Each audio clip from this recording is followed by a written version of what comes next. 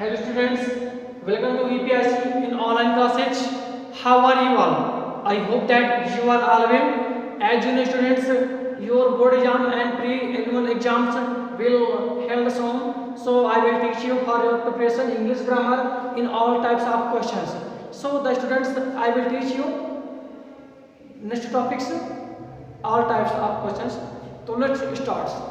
जैसा कि बच्चों आप लोग जानते हैं आपके एनुअल एग्जाम और प्री बोर्ड एग्जाम जल्द ही होने वाले हैं। इससे संबंधित हम आपको जो है रिवीजन वर्क लगातार जो है करा रहे हैं, जिसके माध्यम से आप विभिन्न प्रकार के क्वेश्चनों का अध्ययन कर रहे हैं। तो आज हम आपको उसी से संबंधित इंग्लिश ग्रामर से संबंधित सभी प्रकार के प्रश्नों को यहाँ पर हल कराएंगे। तो चलिए देर न करते हुए शुरुआत करते हैं अपने टॉपिक की। तो ग्रामर से संबंधित सारे क्वेश्चंस होंगे। तो आज पहले हमने सबसे लिया है आपके रीऑर्डरिंग से क्वेश्चंस जो कि आपके एग्जाम से संबंधित होंगे। चलिए पहला क्वेश्चन हमने लिया है ट्रांसलेशन से डायरेक्ट, यानी पहला क्वेश्चन ट्रांसलेशन से, उसके बाद आपको अलग प्रकार के क्वेश्चन बताए जाएंगे। तो पहला क्वेश्चन ट्रांसलेशन से हमने लिया है, यानी ट्रांसलेशन से जो भी संबंधित क्वेश्चन होंगे वे आपके लिए होंगे यहाँ पे। तो पहला क्वेश्चन ट्रांसलेशन से, क्वेश्चन 5 अंक का आएगा ये आपके पेपर में। तो एक लाइन यहाँ पे हम लिख रहे हैं, लिखा है सुभाष चंद्र बोस भारत माता के एक महान सपूत थे। सुभाष चंद्र बोस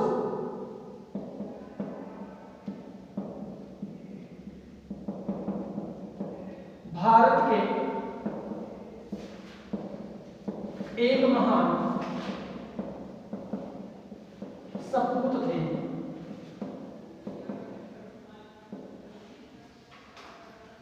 अगला लिखा है लाइन, उन्हें नेताजी नाम से जाना जाता है। उन्हें नेता जी उन्हें नेताजी नाम से जाना जाता है।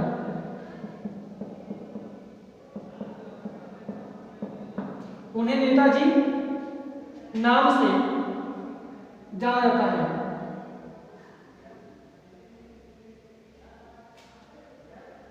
उन्हें नेताजी के नाम से जाना जाता है।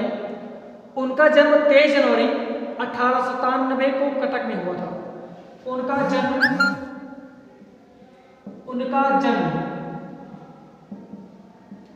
23 जनवरी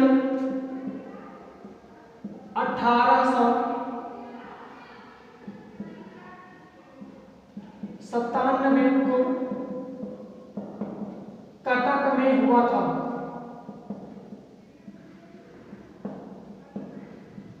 उनका जन्म 23 जनवरी 1897 को कटक में हुआ था। उनके पिता का नाम श्री जानकीनाथ बोस था।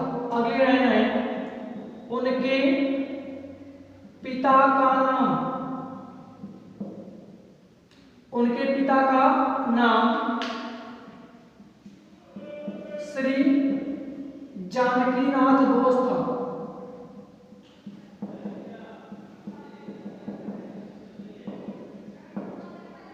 ये लाइन है। फिर अगली लाइन है, वह भारत को ब्रिटिश शासन से मुक्त कराना चाहते थे।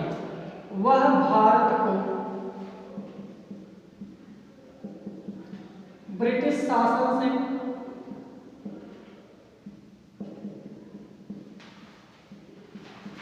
मुक्त कराना चाहते थे।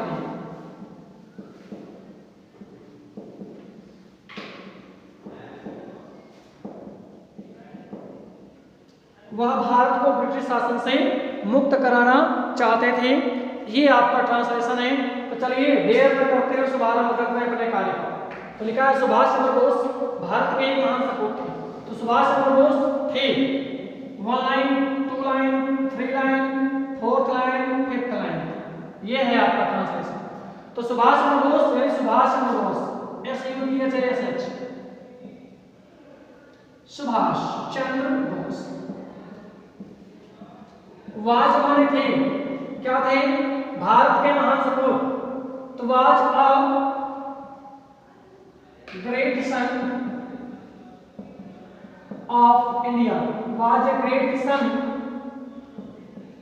Of India. यानी सुभाष चंद्र बोस भारत के एक महान सपूत थे। तो सुभाष चंद्र बोस वाज हमारे थे, क्या थे, भारत के एक महान सपूत, अ great son of India, Bharat के एक महान सपूत, सपूत माने बेटा जिसे बोलते हैं, पूत जिसे बोलते हैं, तो सन होगा। तो Subhash Chandra Bose was a great son of India. उन्हें नेताजी के नाम से जाना जाता है। तो उन्हें यानी किसकी बात कर रहे हैं, सुभाष चंद्र बोस की। तो उन्हें माने ही लिखेंगे, तो he is known, passive voice का वाक्य बनेगा, तो ही इज नोन, उन्हें जाना जाता है, ही इज नोन, उन्हें जाना जाता है नेताजी के नाम से। तो एज नेताजी यानी एज नेताजी यानी नेताजी के नाम से, तो he is known as Netaji, उन्हें नेताजी के नाम से जाना जाता है। ये क्वेश्चन का कंप्लीशन हुआ। फिर अगला लाइन लिखी है, उनका जन्म 23 जनवरी 1897 को कटक में हुआ था। उनका जन्म किसके जन्म की बात कर रहे हैं, नेताजी के जन्म की बात कर रहे हैं, यानी सुभाष चंद्र बोस। तो उनका माने ही, तो ही हुआ था वाज बॉर्न, तो ही वाज बॉर्न, उनका जन्म हुआ था, कहाँ हुआ था, 23 जनवरी on 23 January 1897 in Cuttack, CUTTAC होगा इसका आंसर। तो ही वाज बॉर्न, उनका जन्म हुआ था ऑन 23 जनवरी 1897 इन कटक, यानी उनका जन्म 1897 को 23 जनवरी को कटक में हुआ था। अगला नाम लिखा है ट्रांसलेशन का कि उनके पिता का नाम श्री जानकी नाथ बोस था। तो उनके पिता का नाम यानी हिज फादर्स नेम वाज, उनके यानी हिज वजह से कैसा लगेगा, पिता का नाम यानी father's name, his father's name, was माने था, जानकी बोस, श्री जानकी नाथ बोस, मिस्टर जानकी नाथ बोस। तो his father's name was mister Janaki Nath Bose, उनके पिता का नाम श्री जानकी नाथ बोस था। अगली लाइन है, वह भारत को ब्रिटिश शासन से मुक्त कराना चाहते थे। तो वह भारत को ब्रिटिश शासन से मुक्त कराना चाहते थे, तो वह चाहते थे, तो ही वांटेड पास्ट इंडिपेंडेंट में वर्ब की सेकंड फॉर्म का प्रयोग करते हैं। तो ही वांटेड, वह चाहते थे, मुक्त कराना, to make free, he wanted to make free, वह भारत को मुक्त करना चाहते थे, किससे चाहते थे, ब्रिटिश शासन से। He wanted to make free, he wanted to make free,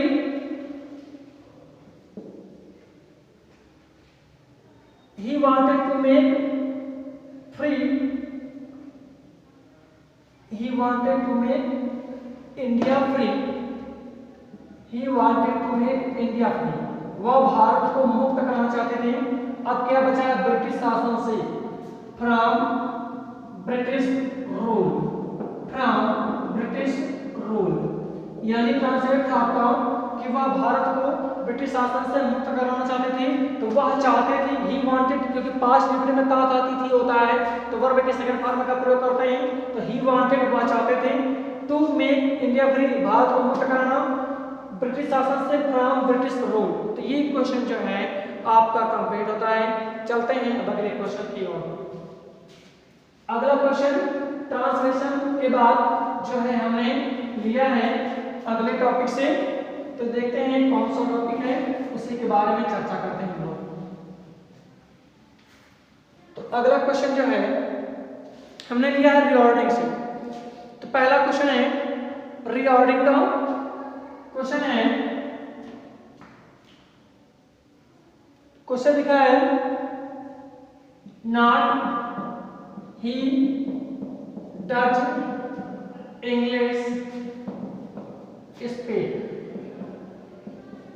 और इस क्वेश्चन को आपको रीऑर्डर करना है,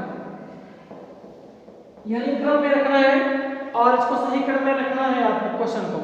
तो इसका आंसर पहले क्या करेंगे, पहले लिखते हैं क्या है भाई, हम लिखते हैं सब्जेक्ट को, लिखेंगे सब्जेक्ट क्या है, हेल्पिंग वर्ब क्या, डज, तो ही डज के साथ नॉट, तो ही डज नॉट वर्ब क्या स्पीक, तो he does not speak English, वह इंग्लिश नहीं बोलता है।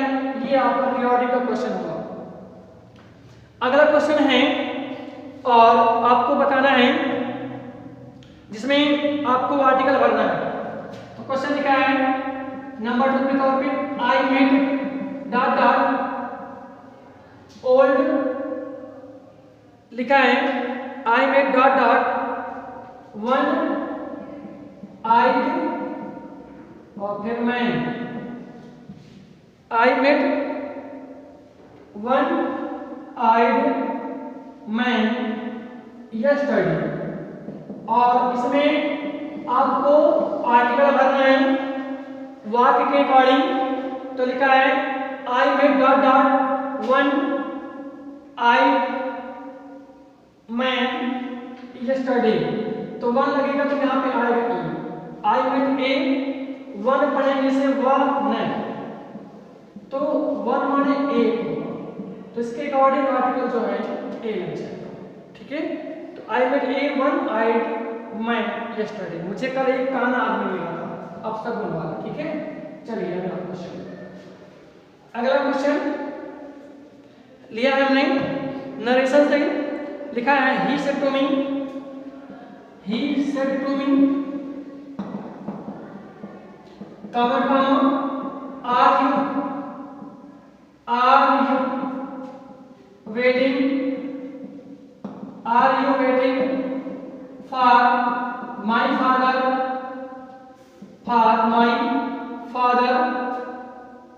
माई father today, are you waiting for my father today. तो उसने मुझसे बोला क्या तुम मेरे पिता का आज इंतजार कर रहे हो, तो निशान देखिए ध्यान से, लगा है यहाँ पर इंट्रोगेटिव का, जब इंट्रोगेटिव का चिन्ह लगा होता है तब सेड या सेड टू के स्थान पर आस्क्ड का प्रयोग करते हैं। तो ही लिखा, सेड टू के स्थान पर लिखा हमने आस्क्ड, ही आस्क्ड भी लिखेंगे इन्वर्टेड कॉमा हटाने के लिए। जब वाक्य हेल्पिंग वर्ब से शुरू होता है तो इफ या वेदर का प्रयोग किया जाता है, तो यहाँ पे हम लिखेंगे इफ, क्योंकि वाक्य हमारा इंट्रोगेटिव है। तो he asked me if are की यू बी बराबर आई, ई जमा को बदलेंगे मार्जर में, आई वाज वेटिंग लिखा लिख दीजिए, फॉर लिखा है लिख दीजिए, माई को चेंज करेंगे फर्स्ट पर्सन के अकॉर्डिंग, माई पजेसिव है तो ही का पजेसिव हिज होगा। अब क्या बचा है, फादर लिखा है लिख दीजिए, टुडे को बदलेंगे दैट डे में, तो हमने लिखा दैट डे। ध्यान दीजिए एक बार फिर से, ही लिखा सेड या सेड के साथ से आस्क्ड क्योंकि इंट्रोगेटिव का है, तो he asked me inverted comma हटाने के लिए इफ लगेगा, आर करो कि यू बी बराबर आई आएगा, ई जमा को बदलेंगे वाजर में, वेटिंग फॉर लिखा लिख दीजिए, माई चेंज करेंगे फर्स्ट पर्सन के अकॉर्डिंग, माई पजेसिव है तो ही का पजेसिव हिज होगा, फादर लिखा लिख दीजिए, टुडे को बदलेंगे दैट डे में। ये आंसर आपका रहेगा कंप्लीट। अगला क्वेश्चन है आपको चेंज इनटू पैसिव करना है। क्वेश्चन लिखा है हेल्प मी, पैसिव ना क्या करना है, पैसिव।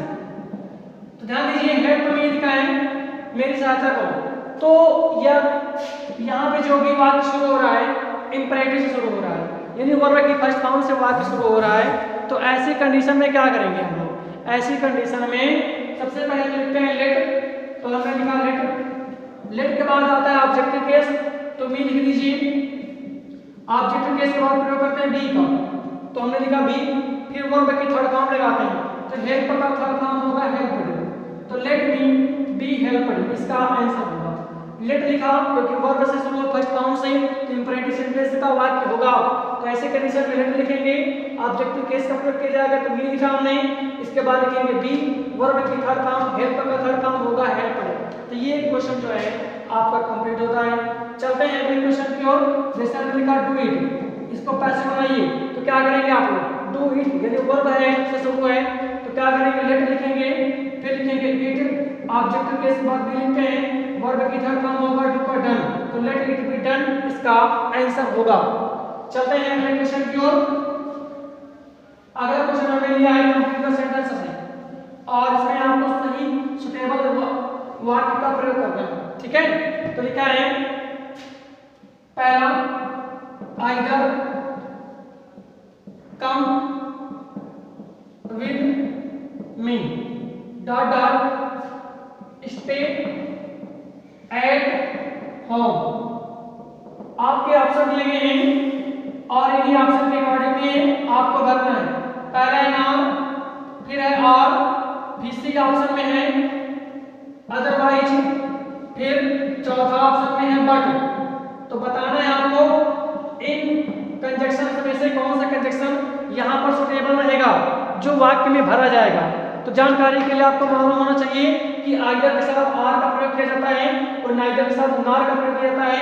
तो यहाँ पे आर ऑप्शन सही होगा, आइदर के साथ आर का प्रयोग किया जाता है। तो ये क्वेश्चन भी यहाँ पर कंप्लीट होता है। चलते हैं अगले क्वेश्चन की ओर। अगला क्वेश्चन है कंप्लीट द सेंटेंस सेपरेशन। लिखा है एक ट्रीट रेन्स, यानी यदि वर्षा होती है डॉट डॉट, आगे वाक्य को पूर्ण करना है, कंप्लीट करना है। तो हमने आपको क्या पढ़ाया था कि इफ या व्हेन से शुरू होने वाले वाक्य को, इफ या व्हेन से शुरू होने वाले वाक्य को प्रेजेंट इंडेफिनिट टेंस में तथा बाद वाले वाक्य को फ्यूचर इंडेफिनिट टेंस में लिखते हैं। तो ऐसी कंडीशन में क्या होगा, लिखा है इंडेफिनिट टेंस यदि वर्षा होती है तो माने कॉमा का चिन्ह लगाते हैं। अब अगर जो भी वाक्य बनाएंगे तो वह फ्यूचर इंडेफिनिट टेंस में रहेगा।